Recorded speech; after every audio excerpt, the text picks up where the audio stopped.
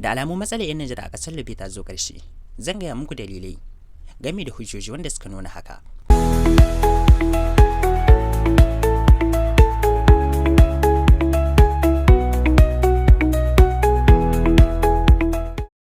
Zuwa ministan harkokin wajen na Nijar ƙasar ta Libye shine ya bayyana haka, wanda zancen da nake muku a halin yanzu yana ƙasar ta Libye.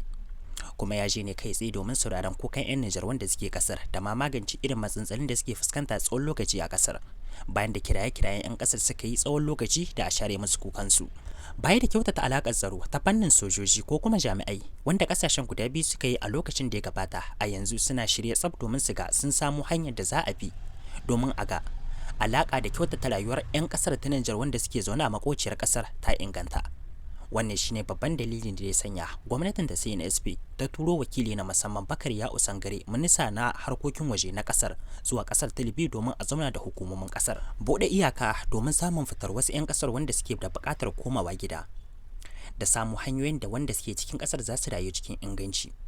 Shine babban dalilin da ya sanya ministan harkokin wajen ya tafiya zuwa kasar ta Libye, kuma zai gana ko zanta da aminan shi, musamman ma masu kula da harkoki ko mutane, musamman ma ofishi na harkoki ko ministan harkokin waje na kasar ta Libye, wanda shine babban abin da ministan harkokin wajen na Nijar ya ba mu muhimmanci. Baya da ya zanta da sabon jakada na kasar ta Libye ko na kasar ta Nijar a kasar ta Libye a wannan lokaci, kuma wato tun a ranar jiya, a yau kuma 13 ga wannan wata, ministan harkokin zai zamna da hukumomi na kasar ta Libye domin a ga irin matsantsalo. Zaman da ya jiya da shi da minista ko kuma jakadan kasar ta Nijar a kasar ta Libye ya ba shi damar sauraron irin matsantsalin da yake akwai ko kalubalen da ake fuskanta a kasar ta Libye ta fannin hukumomi, wanda wannan shine zai ba shi dama da kuma sanin ta hanyoyin da ya kamata a bi domin a ga an magance wannan matsalar tsakankani. Bude iyaka da samar da hanyoyin da wanda suke cikin kasar za su zamna cikin aminci yana daga cikin muhimman abubuwan da ake sa ran za a tattauna, kuma idan har an cimma matsaya, 'yan kasar wanda suke zaune a cikin kasar ta Libye, musamman masu gurin su ga sun koma gida, wanda suka dauki tsawon lokaci suna jira su ga an bude iyaka domin su samu damar komawa gida, babbar dama ce a gare su. Baya da haka kuma 'yan kasar za su ci gaba da tura bukatun su da bayyana abubuwan da suke damun su da abubuwan da suke da bukata gwamnatin ta CNSP ta inganta a kasar ta Libye ko tsakanin su da hukumomin na kasar. Yana daga cikin muhimman abubuwan da ministan ke sauraro. Mun sani gwamnatin CNSP ta zo ne kai tsaye domin share ma 'yan ƙasa kuka wanda suke cikin ƙasar da wanda suke wajen ƙasar. Wannan shine babban dalilin da ya sanya shugabanmu maganin kukanmu yake bi ɗaya bayan ɗaya duk inda 'yan ƙasar suke da matsala, yake warware ko kunce kowane irin ƙulli da 'yan ƙasar suke fuskanta. A halin yanzu takardu ne sun biyo ta kan Libye ko kuma layi ya zo kanta. Saboda haka muna da kyakkyawan fata da yaƙini kan cewa wannan zama zai zamanto babban abu ko mahuta ga 'yan kasar Nijar wanda suke zaune a cikin kasar ta Libye, kuma za su samu babban rayuwa, za su samu babban ci gaba da sauyi wanda ba a yi zato ba. Tsawon lokaci dai ana ta yin abu daya, amma a halin yanzu alamu ya nuni da cewa komai ya zo ƙarshe, domin zuwan wannan an yi ne zuwa domin a yi mai kankat, domin a ga matsantsalin da 'yan ƙasa suke fuskanta tsawon lokaci sun zo ƙarshe.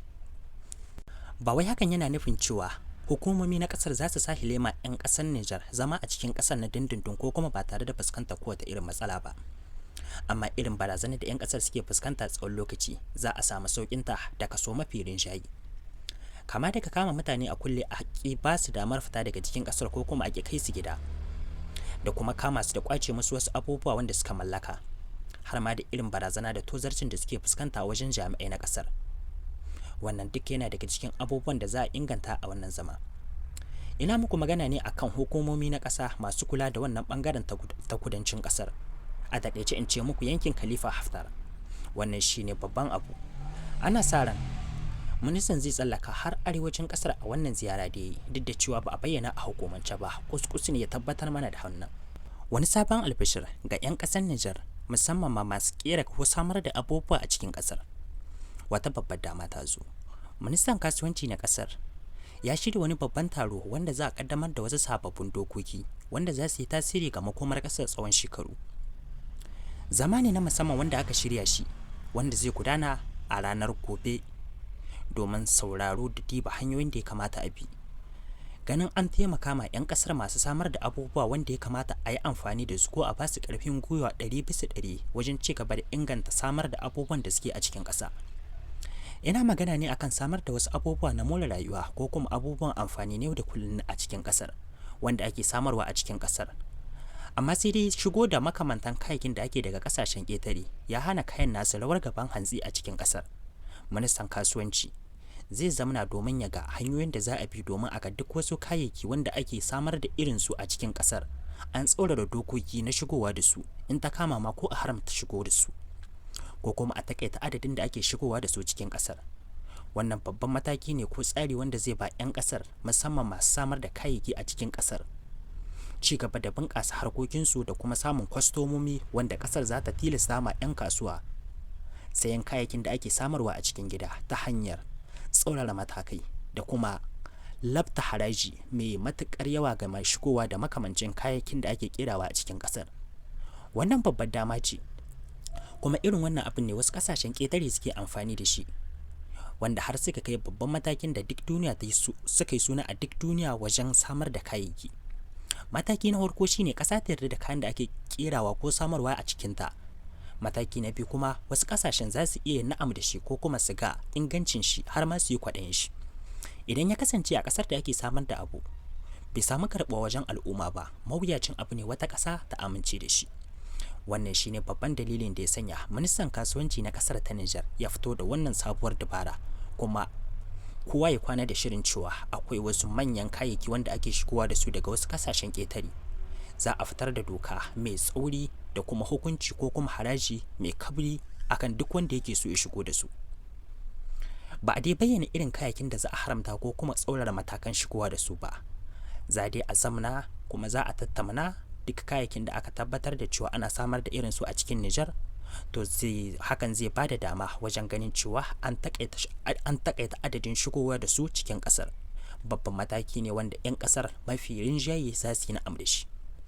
Ba za a hana shigowa da wasu kayayyakin da ba a samar da su a cikin ƙasa ba. Za a diba abin da ake samarwa a cikin ƙasa ne, kuma a ga adadin da ake shigowa da su cikin ƙasar. Ban sani ba ko kun gane karatun ba, amma dai wannan karatu ne mai mahimmanci ga ci gaba da gina tattalin arzikin ƙasa, musamman ma a wannan zamani da kowa kan shi ya sani, wato babu mai karanta wani abu idan har ba yaran shi ko kuma al'ummar shi za su fahimta ba. Wannan babban dalili ne kuma hujjoji ne masu muhimmanci wanda suke ƙara bayyana cewa ƙasar a shirye take ta ɗauki kowane irin mataki domin ganin ta gina tattalin arzikinta na ƙashin kanta ba tare da dogaro da kowa ba. Ranar tahiya tare tabbas babu aran riga kuma babu na takalmi, ko ana shi ke sawa. Wannan shine babban dalili da ya sanya hukumomi suka yarda kuma suka yi na'am da ɗaukar wannan mataki. Za mu zuba ido magani wasu abubuwa ne za a hana shigowa da su ko za a tsaurara matakai. In ma fannin haraji ne mu ga wasu irin kayayyaki ne, kuma za mu zo mu sharhi a kai domin mu wayar ma da mutane kai har ma da kawo muku ra'ayi da yanda 'yan ƙasa suke kallon wannan abu. A halin yanzu dai wasu suna maraba da wannan al'amari. Wasu tsauraran matakai da gwamnatin CNSP ta ɗauka akan wasu mutane wanda ake zargi da haɗa hannu da ƙungiyoyi masu ɗauke da makamai. Babban mataki ko tsumagiya wadda aka labta musu, wadda ta sha babban da wanda muka saba gani a lokacin da ya gabata. Gwamnatin CNSP ta fitar da wata sabuwar doka wadda daga ciki ta shafi hada tsohon firaminista na lokacin gwamnatin tsohon shugaban ƙasa Bazoum Muhammad, wato Uhudu Muhammad. Wata babbar doka wadda ta hana musu zirga-zirga da riƙe dukiyoyinsu ko kuɗaɗensu na cikin ƙasa. Zargi ne ake musu da taimakawa ko harkoki kai tsaye da ƙungiyoyi masu ɗauke da makamai a cikin ƙasar ko don yaƙar ƙasar, wanda wannan shine gwamnatin sa ta ɗauki wannan mataki. An bayyana haka a matsayin wasu hanyoyi wanda za ya takaita taimaka ma kungiyoyi masu dauke da makamai da kuma hukunta duk wanda aka kama da makamancin wannan laifin.